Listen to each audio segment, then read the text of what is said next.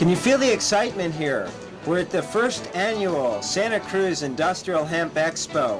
And what we have here is over 85 vendors representing 6 countries and more than 15 states. We also have a hemp house, a fashion show, and foods of all kinds, as well as over 40 speakers. What we've done is we've brought together the wide array of possibilities of industrial hemp.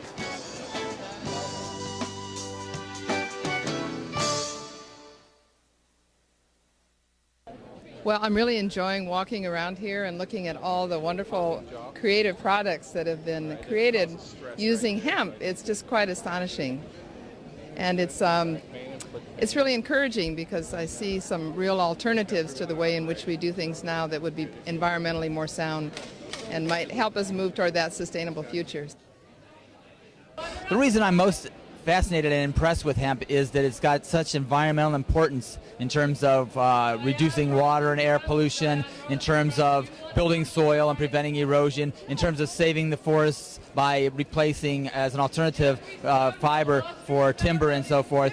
And so the fact that all of these things can be benefits to be gained while producing a versatile and highly productive crop means that the people of California can create jobs, business opportunities, and restore industry to the state with a product that has been used for tens of thousands of years, that draws upon our creativity, that solves our environmental problems, and that benefits society. So I'd say hemp is here for good. And we're here to educate, as always, the great public on the 50,000 consumer items that can come from cannabis sativa, and just about everything in your house except glass and steel, including rubber and plastics. It can be spun with wool, with cotton. It can make all of our carpets. It can make our particle board. Everything is usable in this plant.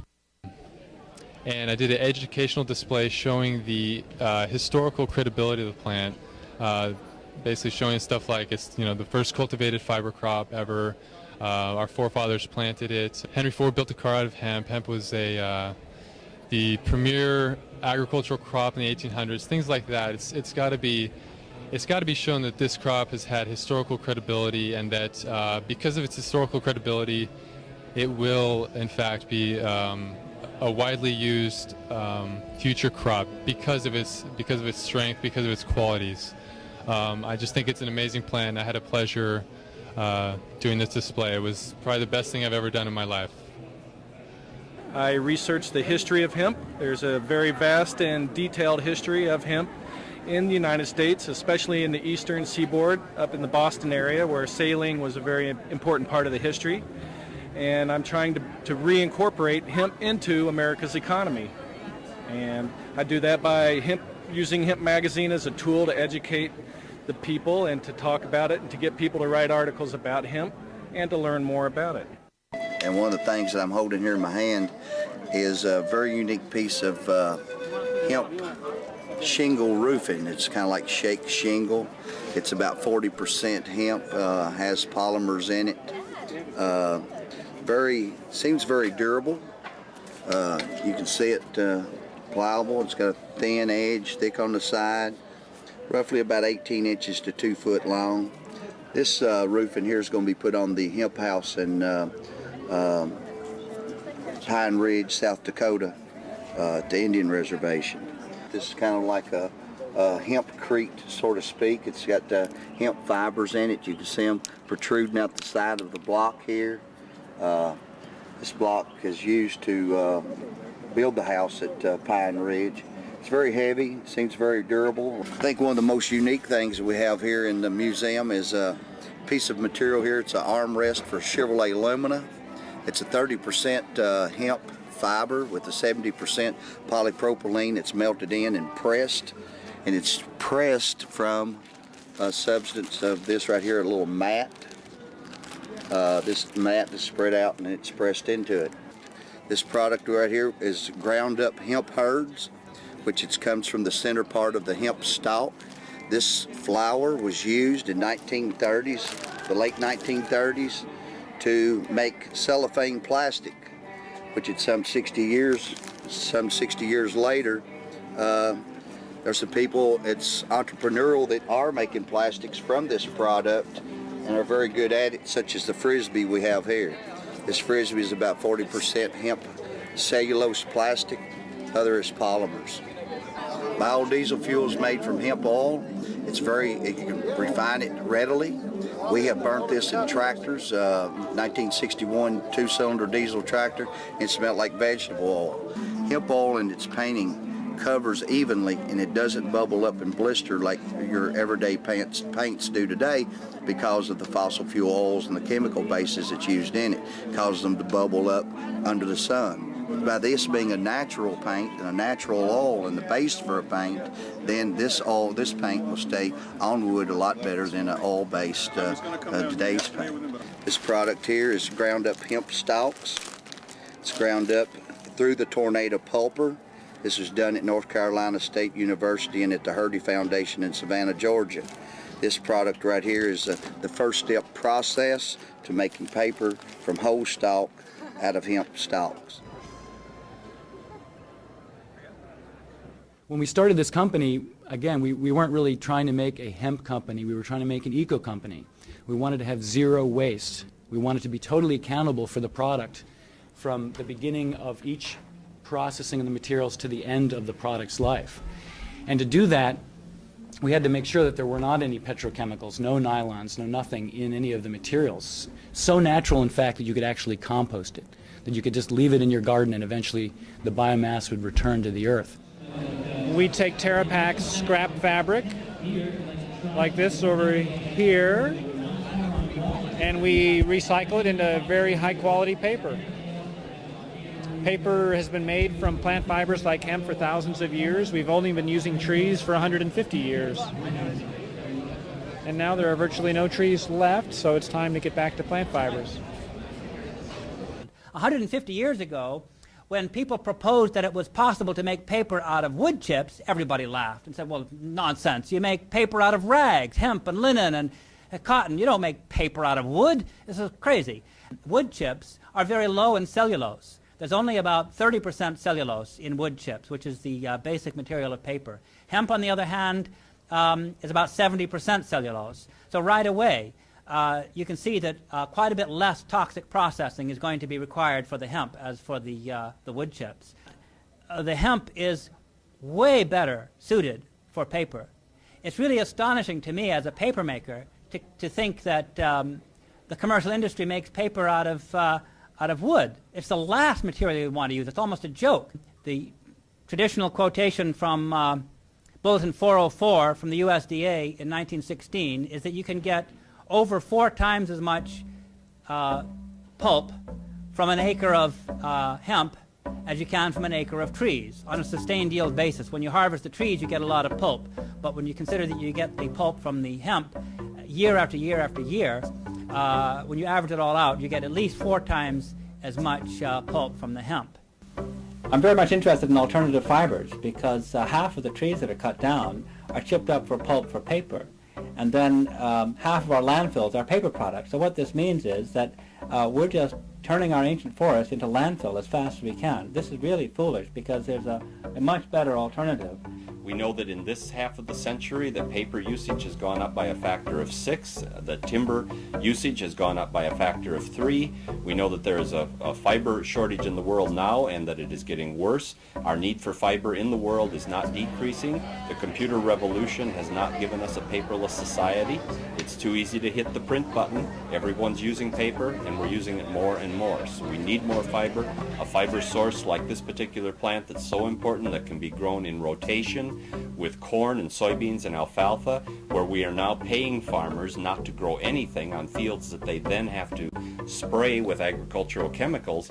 We could be growing industrial hemp. We would reduce the weed pressure on those fields for subsequent crops, and we would be in a much better situation supplying fiber to our fiber needs.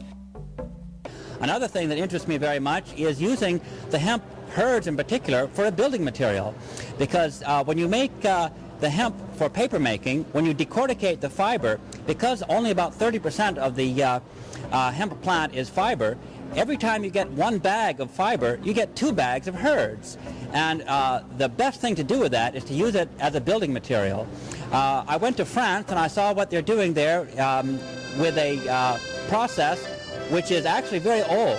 they mix the hemp herds with lime and sand and a small amount of water. But the basic idea is the chemical combination between the lime, which is calcium hydroxide, and the hemp herds with a high silica content, and sand really adds to the strength of the mix, and it's really easy to do. I think it really makes sense to build right on site. You build forms out of plywood, mix up the hemp herds and lime, and put it in place. And it takes a long time to set up, actually. It might be relatively firm enough to take the forms off overnight, but it takes several weeks to really harden up, and it goes on hardening for years. In fact, the Roman aqueducts were built on this process, and they were probably actually made with hemp and lime. And some of them are still carrying water today. Also, if you're building a wall with this process, the material itself is the wall. You don't need any interior wall, you don't need an exterior wall, and you don't need insulation. It's a one-step process. Well, you can add a finish over the top, a lime and sand to make it a smooth top coat, but otherwise the basic material provides the whole wall. This is a fossil. It's organic matter that's been mineralized into stone over a period of hundreds of thousands or even millions of years to become hard as stone. This is isochambre, a new process that takes hemp and converts it into a mineral form similar to a fossil and petrifies it in a matter of a few hours to become a hard building material. Fossils of the future and the building material of tomorrow.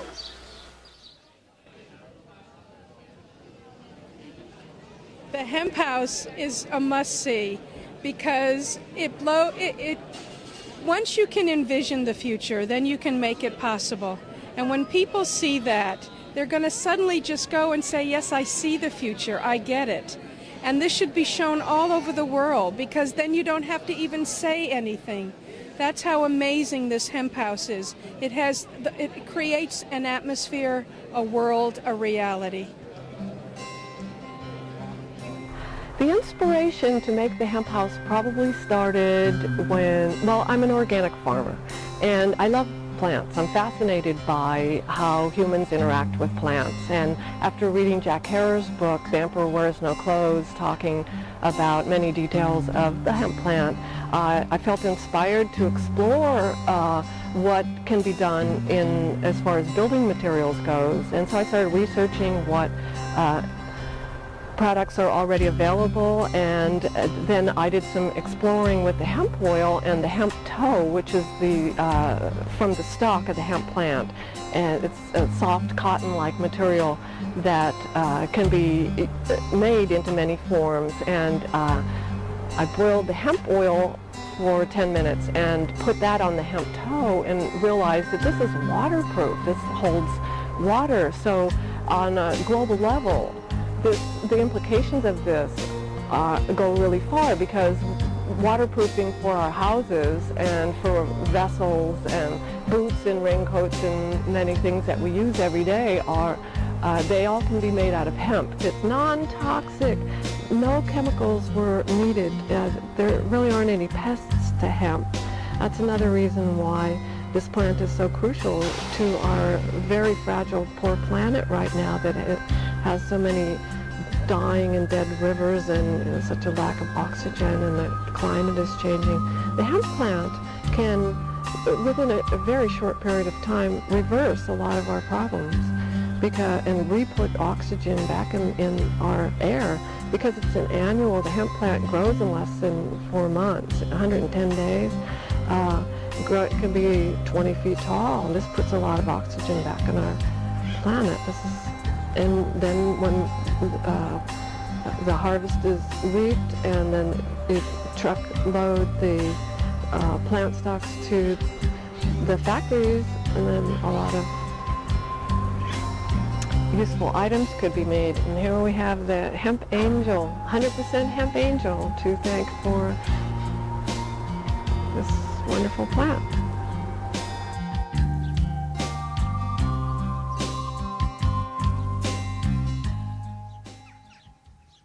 Jake Graves of sixth generation farmer in Kentucky. My son's the seventh, my grandson's the eighth. Every one of them, including me, have been able to raise hemp. My sons can't. My grandfather, my great-grandfather, my great-great-grandfather, since 1607, have been able to raise hemp out of when they settled in Jamestown.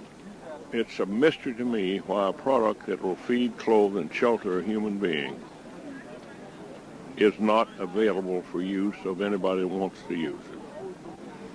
We've been working now about 5 years intensely trying to bring to the American public the truth about this plant. It's no more complex than whiskey is made of corn, but we don't condemn the corn plant. Hopefully legislators will realize that it's the rope and not the dope. The only reason that hemp and marijuana are lumped together is because the government has lumped them together. Otherwise, the two crops are really quite distinct. It's really rather like sweet corn and field corn. People recognize the functional difference between them. People do not eat field corn. They enjoy sweet corn. If the grocer attempted to sell them field corn, they'd be rather upset about it. Similar situation with industrial hemp. Hemp is not a hallucinogen. Even though it smells like marijuana and it looks like marijuana, it's not marijuana because these strains have no or very little tetrahydrocannabinoid delta 9.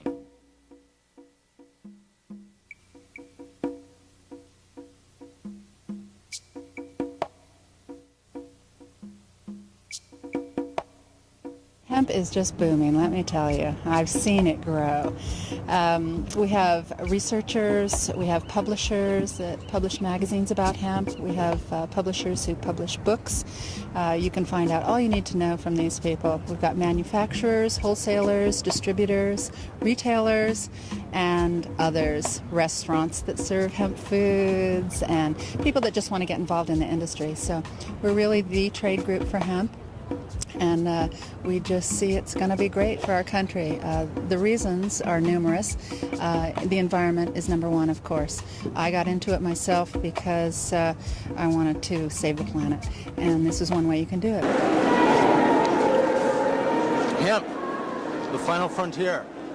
Check this out. Rock hard. Okay, what we have here are some hemp fiber reinforced plastics. This is a replacement for fiberglass, and we're using epoxy as the matrix material. However, I know it's possible to use hemp oil as a basis for the epoxies and thermoplastics. I've found that the hemp fiber is an amazingly strong and amazingly durable fiber. It blows away fiberglass and is at the level of Kevlar and carbon fiber for its strength and stiffness.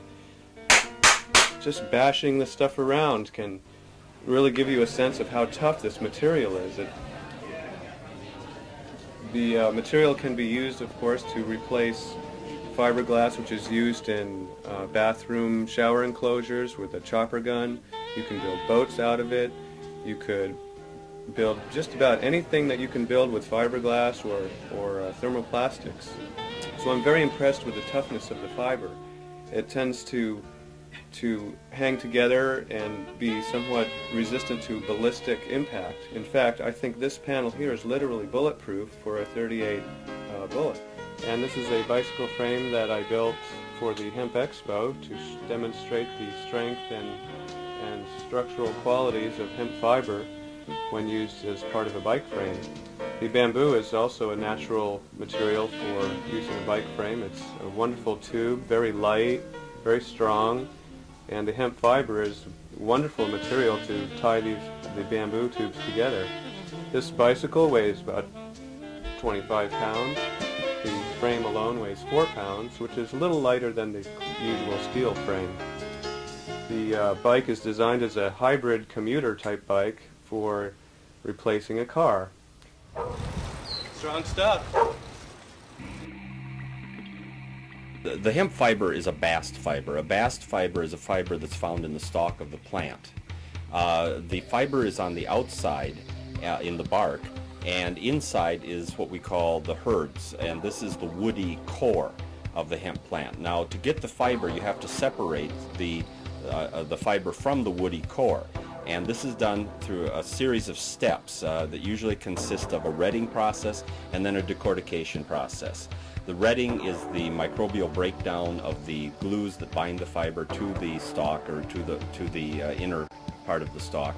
Decortication is a process of separating then the herds from the fiber, and this can be broken down into a series of stages where the stalks first come into the mill. They're run through a machine which breaks the stalk. The herds are then combed out. It then goes on to a process called hackling, where they're further combed and further refined. The longer fibers are separated from the shorter fibers, and they go to various uses. Some of that can be to textile uses or cordage uses or uses such as insulation. The herds then have a number of uses. They have a content of cellulose so that they can be used as a source of cellulose. They can also be used in building materials. They can be used as a fuel source, as they were traditionally in the mills, to warm the drying tunnels which the stalks went through as they came into the mill.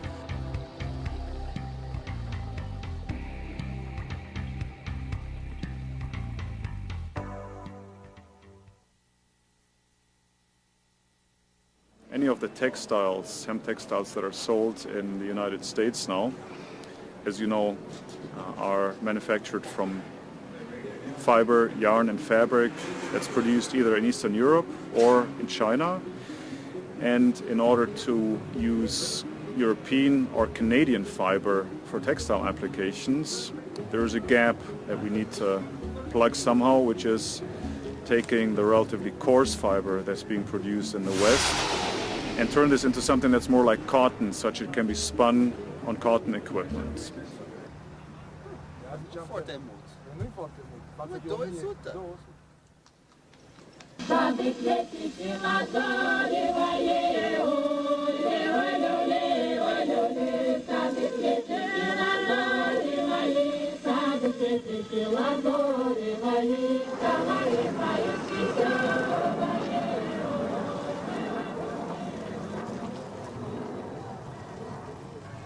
What we do is in Romania we weave fabrics and have cordage made, and we finish our fabrics and have it cut and sew. It's just really amazing what it takes to get a stalk like this into something like a cotton ball that you can spin up. What you're really going for is the gold, basically the highest grade line fiber. And once you go through all these sorting procedures, the primary processing procedures with the retting and then the scutching, which kind of slams the stalks open, strips them clean, and then the hackling process, which is really involved and has several stages to that. You can get to the sliver into clean, kind of fluffy fiber. Then you can spin it, and the technologies for spinning are similar to flax, and that's one thing that in the West can be adapted.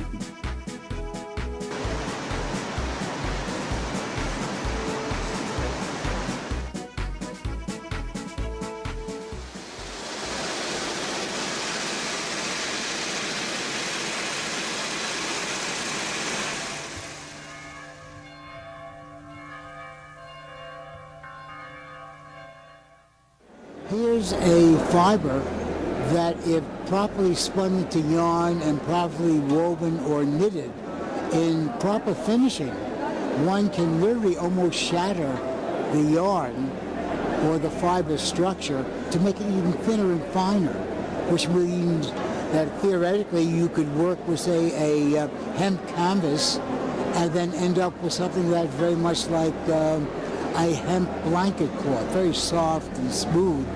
It's a very unique fiber. It's really been underdeveloped, mainly because it hasn't been in existence for we in textiles to play with. I guess the best word to say, to bring it into the 21st century, is something that is rather unique as a natural fiber. It's unfortunate that cotton uses as many deadly chemicals as it does to be able to give the consumer what the consumer is looking for in wear and care. Hemp can do the same thing at this point without all of that extra added chemistry. It's just that we have to be in the position to have the fabric. When hemp is properly grown and retted and done in the United States, I would say that the cost of hemp as compared to other fibers would bring hemp in at slightly more than cotton and slightly less than flax, flax being the fiber name of linen. But the main thing is for us to be able to grow it. We're lagging behind and we're watching Canada and England and France and Italy and Germany all playing with this fiber, which is no longer illegal to grow. In the United States, the DEA refuses to admit the fact that there is a difference between the marijuana hemp and the industrial hemp. It's imported from China, and it's a real basic lightweight hemp that softens up real nicely, and it's wonderful to wear. The hemp fibers are like a shaft. They're hollow inside, so it's not like cotton that'll wick the moisture away and hold it on your body. And even if your clothes are wet, it's not stuffy. It's a wonderful feeling.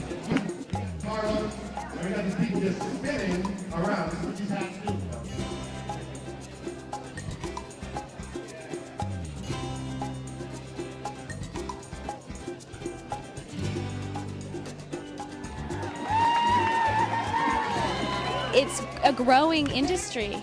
It's future fiber, and people are starting to really recognize the benefits of this miracle plant. I was at a trade show in Las Vegas called Magic, and I was working for my family business, which is an outerwear company, and we were showing there, and a friend of mine came to me with a hemp hat and said, "Check this out." And I looked at it and I saw the hemp label and I said, "No, you can't do something with hemp. No, it's true. Where does it come from? China." The wheels started spinning in my head. Right then, I was on my way on a buying trip to China right after Magic. I went there. I spent a month searching for hemp. Finally, at like the last day, we actually found it. Every country in the world is going to be growing hemp before the United States does, I'm sure, because we have freedom here. So.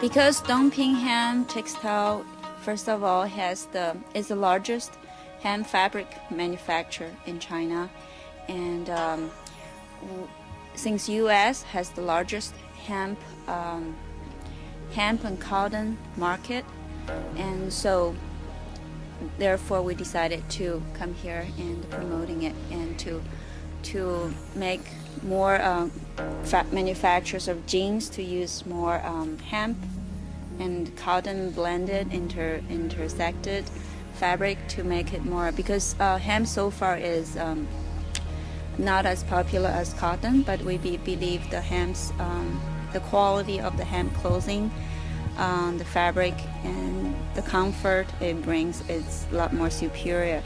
So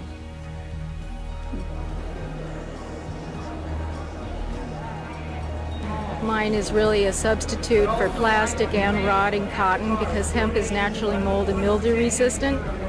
That's great. So they're not only beautiful, but they're really functional, they're long wearing, they feel great, they make wonderful bed linens. Because hemp is so durable, it just makes superior products for most housewares. I make this hammock in China for now, but eventually I would love to make them in Brazil when we legalize hemp in my country. But I have to wait for America to legalize it first, because like third world countries like mine, we follow America, unfortunately. How are you doing today? Basically, our family has been involved all the time with hemp and flax, also called linen growing, and that was our mainstay for centuries. We've been supplying all kind of people. And also at the present, we have a large interest over in Hungary, and we'll be able to grow a fairly decent size of hemp plot now.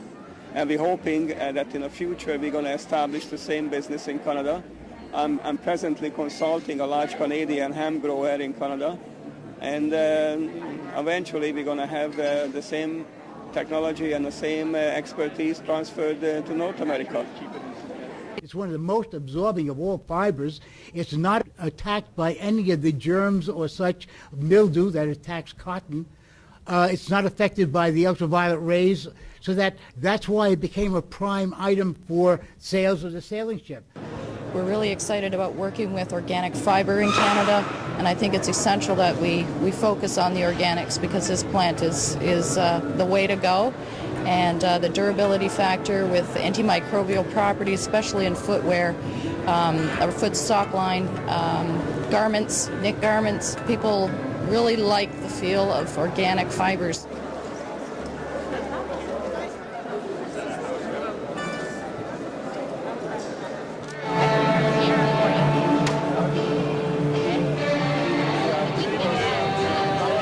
This is new. It's a knit, 95% hemp, 5% lycra, which creates a beautiful stretch to the fabric. It allows hemp to be now used in many, many more hundreds of applications in clothing. It's all about style here at Crop Circle Clothing. I think for the whole hemp industry, we got to move more into stylish clothing, high quality clothing, and push it into the mainstream.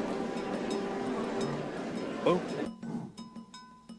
It really tickled my fancy, to be honest, to get involved with this fabric because there was no information about it, how it needed to be constructed, how it needed to be dyed, what it needed to be made into. So to me, the whole research and development aspect was what really got me interested in dealing with that very old but brand new fabric, if you will. And I think we really have overcome a lot of obstacles to get to where we are going today. At the time when I joined Two Star Dog, there was no hemp fashion on the market. We decided we're going to take this environmental fabric and we're going to make very fashion-forward driven garments. And we wanted to make a statement with that. And in order to compete, you have to be as good as anybody else out there that makes conventional clothes. I think it's wonderful because as of recently, you see a lot of mainstream customers that are interested in hemp, and when I say mainstream, you have majors like Nordstrom. We do sell to Nordstrom catalog. We do a lot of catalog business. There are other big name designers that have looked into using hemp, that are using hemp currently, and I think that is really encouraging for all the small people that actually have started this big movement. And look where we're going with this. You know, there's a lot of awareness going out. I want to feel good about what I'm doing, and I feel good about what I'm doing every single day, and seeing the growth and the opportunities that are coming from what was an idea 6 or 7 years ago. I think one of the biggest obstacles that we've run into manufacturing domestically is that of our competitors overseas. If somebody here is making $10 an hour, that same job overseas, that person would be getting paid 50 cents a day. And that's what we're competing against here. Our workers are all insured. There's no health insurance overseas. So when you start weighing in all of those factors, it's very difficult to compete with that. But what we have found, we have created a niche, and in that niche we have found a customer that is willing to pay that extra price for what we have to offer.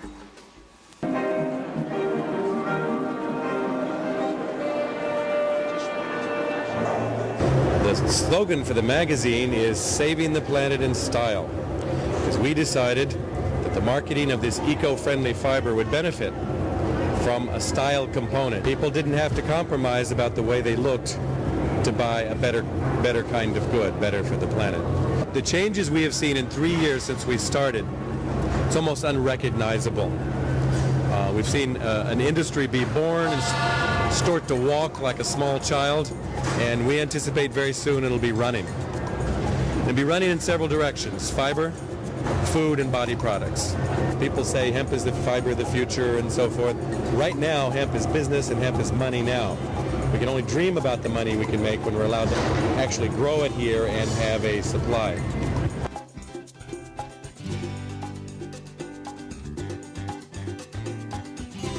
basically, Hemp World and Hemp Pages helps people connect to each other and to sell the hemp products that they're making and to learn how to make hemp products. And it's basically an industry publication.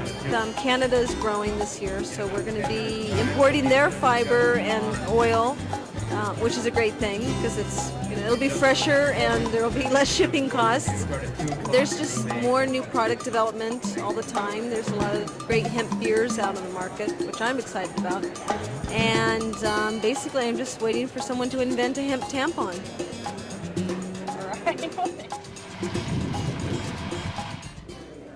The hemp industrial end, for it to be outlawed or to have restrictions on it of any kind, is like condemning the earth to ecological disaster. Only hemp can make all the paper for the humans on earth, all the fiber for the humans on earth if necessary, all the proteins that we would need. It's the best protein of all the things in nature. It's got the most protein of all the foods in nature. It's the healthiest thing that there is on earth to eat of the oil and of the seed. And 3.5 million plants, when you say it's the healthiest, that means overall that this is the most important single food source on earth, and it's outlawed. It all begins with the seed. The seed contains the widest spectrum of essential fatty acids which are critical to all cell functions. They help digest fats, thereby lowering cholesterol. Essential fatty acids are called essential because of the simple reason that your body does not manufacture them. You have to eat them.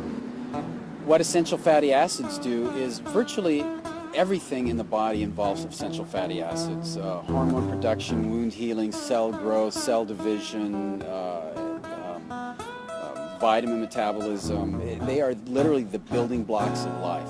And one of the problems with a lower fat diet that the Americans seem to strive for these days is that you're not getting those essential fatty acids. So the less fat you eat, the more you need to eat the right fat, the good fat, and that's where hemp oil comes in. It's the best fat to eat of all of them. It's a good butter substitute, as well as a salad dressing, a spread, a topping, and a dip. By the way, can you imagine making ice cream with it? It's a great way to end world starvation, get great food into our diet. It's just so very important. Right now I've made some ice cream. Nutritionally it's amazing. You know, one of the building blocks of life, building your immune system so incredibly, lets your cells communicate to fight off viruses and all that. But then also, I'll tell you, you know, you think of this just as a survival plant, for a basic survival plant. Let's say you take 24 hemp seeds, you put them in the ground, give each one a lot of room to grow, so they'll grow like into big Christmas trees, and then they all just fill with seed. Let them grow big and strong. Let them do their natural cycle. Let them just fill with seed. So all of the branches and buds just bud out with massive amounts of seed, and right there, there's your protein. I mean, especially for for primitive people all over the world, for them to grow their protein, to be self-sufficient, it is so important.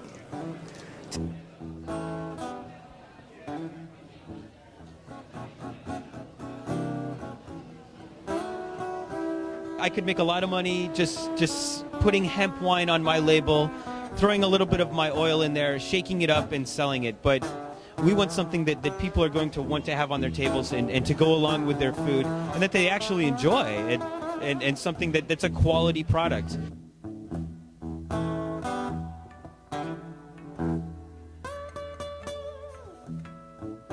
So not only are you getting real good vitamins and proteins, but you get a lot of good energy, and that's all important.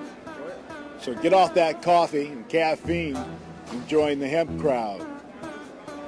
Enjoy my sodas. Hemp nut is shelled hemp seed, also known as dehulled or hulled hemp seed. It's 36% essential fatty acids, 31% protein. It's 40% more nutritious than even whole hemp seed because you get rid of the cellulose in the shell, thereby increasing the amount of nutrients. It can be used in any recipe. Literally, I haven't found a recipe or formula or application yet that you can't use it in. It tastes like pine nuts or sunflower seeds. It looks like sesame. It, to me, is really the soybean of the next millennium. After the oil is pressed, we're left with a seed cake. This seed cake can be made into a fine flour, which can then be made into a wide variety of products. It contains 30% protein and about 22% fiber. The hummus is made with hemp nut butter and hemp oil. The tabbouleh is made with hemp oil. The tahini dressing that goes in it is also made with the hemp nut butter. The only thing that we cook with is the hemp flour. And with that we make a variety of different things. We make mostly gravies and sauces. And of course pizza crust and bread dough. Pasta primavera that's made with a vegan hemp vegetable sauce. And then we squirt a vegan hemp pesto over the top of that. This is hemp shepherd's pie. It's tempeh, made with hemp gravy and organic corn, and there's the mashed potatoes on top also are made with hemp oil. The hemp shepherd's pie is really, really good. Tastes really great. We make hemp pretzels. They're made from the hemp seed plant. The flour is over 10%. We hand roll it and hearth bake it in Pennsylvania, in a snack food capital of the country, and also the home of the American pretzel. I started this in 1997 as a small fundraiser for my son's school, and it was about sharing and caring for the community, and it's gone on through the products. A portion of all the profits made for Humboldt Hemp Foods goes to saving ancient forests. That's so important. Our coffee has whole hemp seed in it, and our cake mixes, we switched from ground hemp seed flour to hulled hemp seed now, and it seems to be much creamier. The business is phenomenal. People are very excited about the prospects of hemp foods along the eastern seaboard. They're traveling anywhere from Florida, Virginia, Maryland, Boston, all the way up the coast of Canada, because they've discovered that we are using the hemp seed oil and seed and nut in various applications, from baking into mainstay items on the menu. So it's doing very, very well. And what people don't realize is the U.S. food industry is about 50 times larger than both paper and textiles put together. So as great as it is in paper and as great as in textiles, multiply that by 50 and you get an idea of what the potential is for hemp seed in food in this country. My company is projecting that we expect over 50 companies to develop hemp food products in the coming year, and this could be a major player in the natural food industry with the seed, and the leftover stock from growing the seed can be used in paper, plastics, and even automobile parts.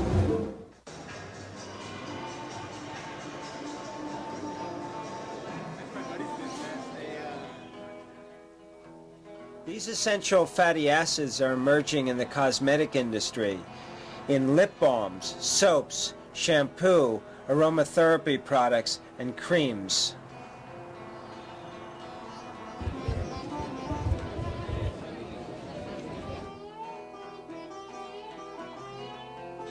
Hemp seed oil for the skin is very softening to the skin. Since it's high in essential fatty acids, it's very nourishing to the skin. These are pure essential oils, which means they come from the immune system of the plant, and they help kill germs. They're antibacterial, fungicidal. They've been used as far back as at least 5,000 years for medicinal purposes, cosmetics. We love promoting hemp. It's just completely changed, actually, the direction of where Empress is going as a company in a very positive way.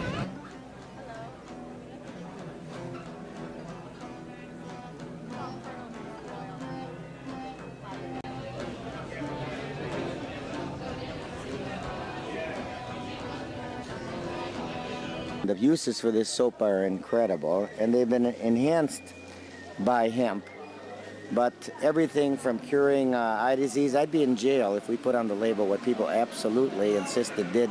Curing warts, great for the skin, curing acne, and so on.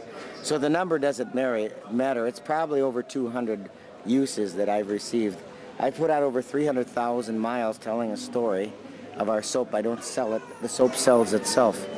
We have never had an ad. We have never had a salesman. And that's why, in one way, it's great for the hemp industry, because they know we wouldn't do anything to damage a wonderful product. And all we're doing is making it better.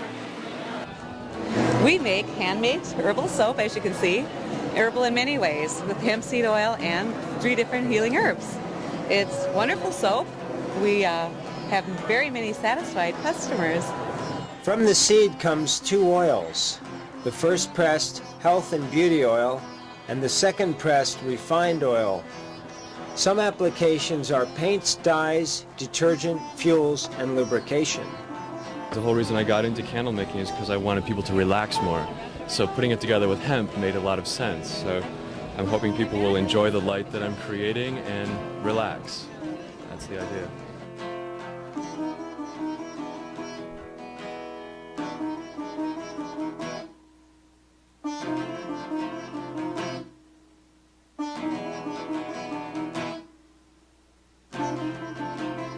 Basically, our goal is to exchange information and help accelerate the re-commercialization of industrial hemp, which is reoccurring here in North America and all over the world. When this is harvested with a forage harvester and then spun into hemp logs, what the product is then is a log that is clean burning, that is 5% ash. So when it burns, it only gives off carbon dioxide.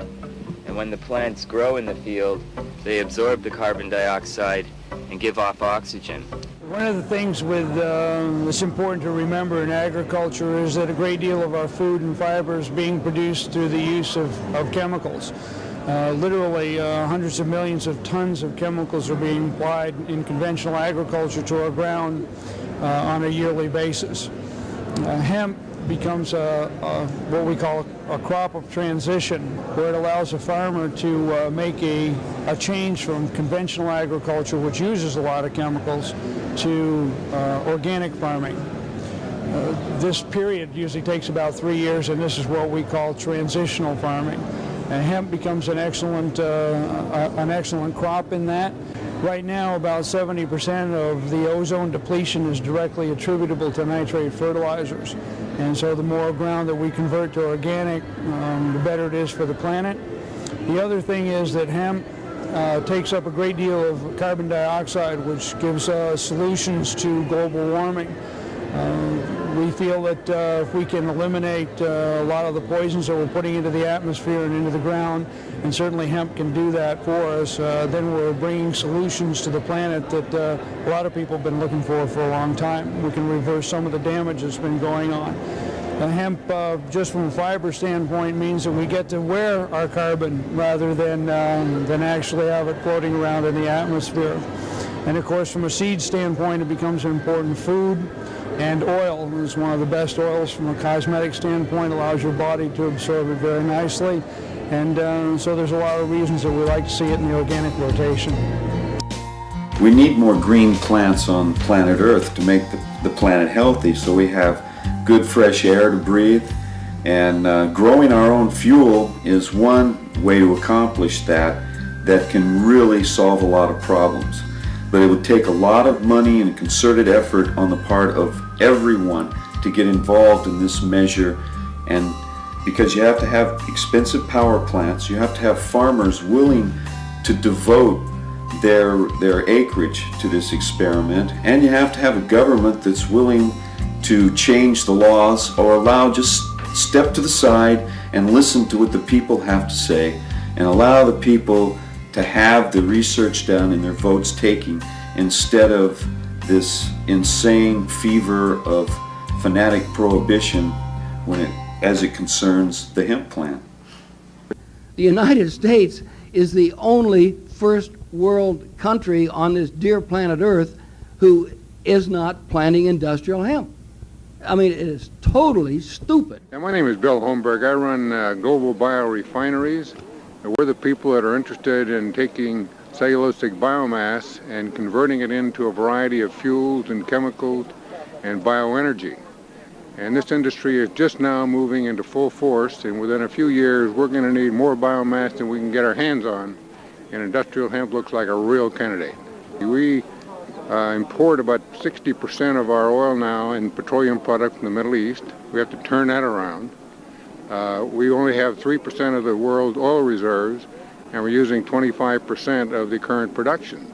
So those are figures that are just getting us in trouble, and we've got to find a way out of it. We think hemp can be helpful. Well, as you can see, hemp does matter. Hemp matters because it's one of the last healthy, sustainable, versatile crops we have left on this planet. There's an amazing array of hemp things to be done, and quicker, sooner the better. There's a whole world of petrochemicals and lumber to be taken over. We need to stop the destruction as quick as possible. So keep your eyes out for hemp in the future, because it's going to be everywhere. We need to help in every way to get those products moved into the American society. American people need to be comfortable. We need to help them to be comfortable with hemp products, to know that they're not a drug crop, but that they are a legal entity. They're a legal product, and they should feel comfortable about helping their environment as a result of buying hemp products. And I think within 5 years, if we're lucky, the American farmer will be growing hemp in the United States again after a 65-year retirement program. Action begins with education. When people know what the real story is and the whole picture, and they have the information so they can talk to others, they start talking, and conversation by conversation, this grassroots movement grows into an incredible, expression of public will. Be sure and do your groundwork now, get in contact, know who your representatives are on the local level and the federal level, and do your best to throw your comments towards industrial hemp. We want to encourage everybody out there to first investigate it. Don't necessarily believe all the things you've heard about it. Check it out yourself, educate yourself, and I believe if you look at it in a reasonable attitude, you will come out in support of this country, the United States of America, growing hemp for its people, for its industry. We have a thirsty, thirsty, thirsty economy here that could use hemp, that can produce jobs, and create a lot of wonderful American products with American ingenuity.